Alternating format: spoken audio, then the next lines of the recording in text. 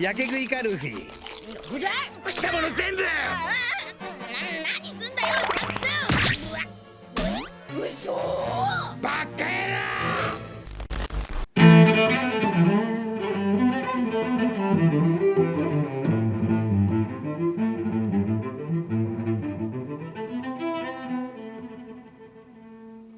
Hey my dear pirates, you are on channel, Straw Hat's One Piece Theories, and in today's video we're going to talk about the possibility that Shanks intentionally chose Luffy as the wielder of the Hito Hito no Mi.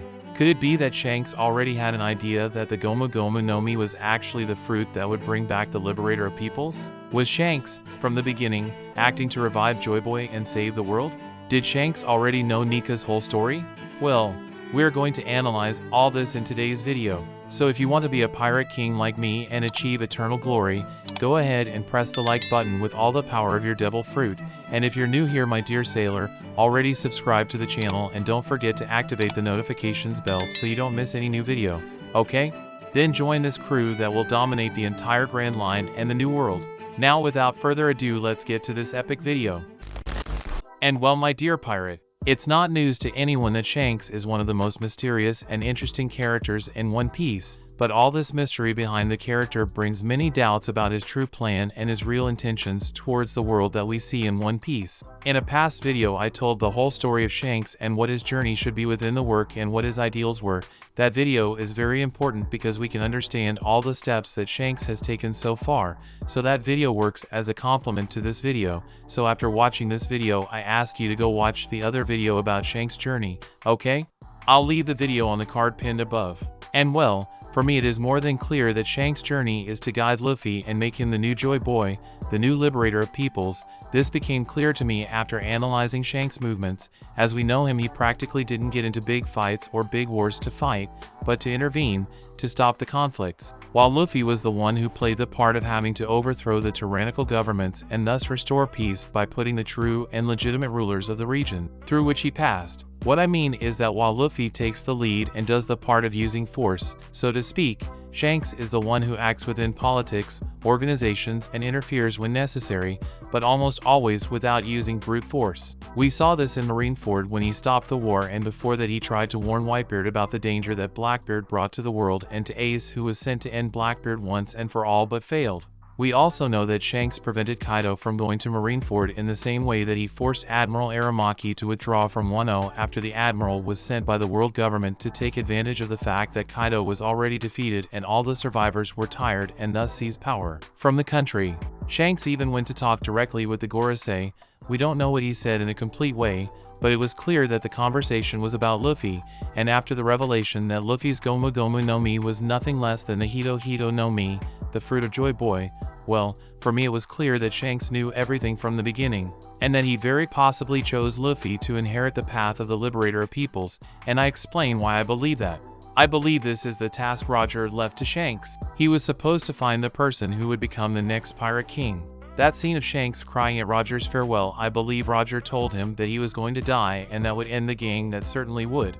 The Pirate King may have counted that within 20 years from that point onward someone would arise to carry out his will, which was the same will as the people of 800 years ago, yes, the people of the lost century. And then it happens. Red spent a whole year in East Blue and ended up in Fusha village where he met the young man called Monkey D. Luffy, and through his interactions with this boy he felt that maybe this person was the one Roger was waiting for.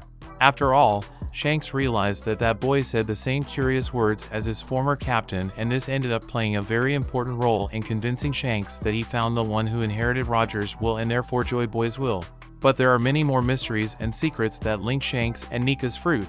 The main point of this great plan by Shanks is that most likely he already knew, discovering somehow, that the Gomu Gomu no Mi was special and wanted to keep it away from the world government because he knew its importance. Many believe that when Shanks received Roger's last words before leaving for Laugh Tale, they were that Ace, Roger's son, should inherit his father's wish. That's why Roger gave the straw hat to Shanks, and when Shanks found Hito Hito no Mi only remained, so he gave everything to Ace. But when he met Luffy, his opinion on the subject began to change, because all Zoan fruits have a will of their own, and not only did Luffy speak the same words as Roger, but he also ended up being chosen by the fruit.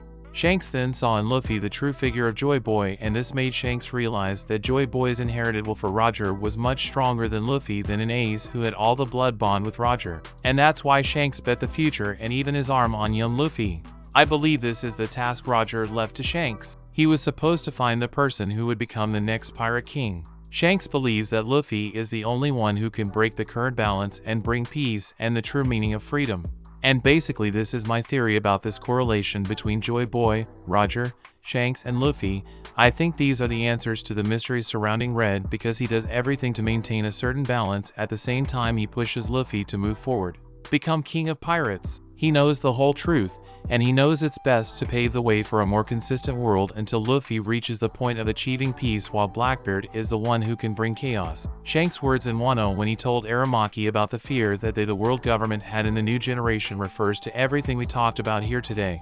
For me, Shanks already knows everything. He already has all the information necessary to change the world, but he is not the one who has to bring about that change. He should only help guide the person who has inherited Joy Boy's will, and that is Luffy. But now I want to know your opinion about everything we talked about here today. Will it be that at the end of One Piece Shanks will reveal that he always knew the whole truth, and that he was the one behind all the main movements that orchestrate the changes of the world? Did Shanks already know about the real name of Luffy's devil fruit? Does Shanks know everything about Nika and Joy Boy?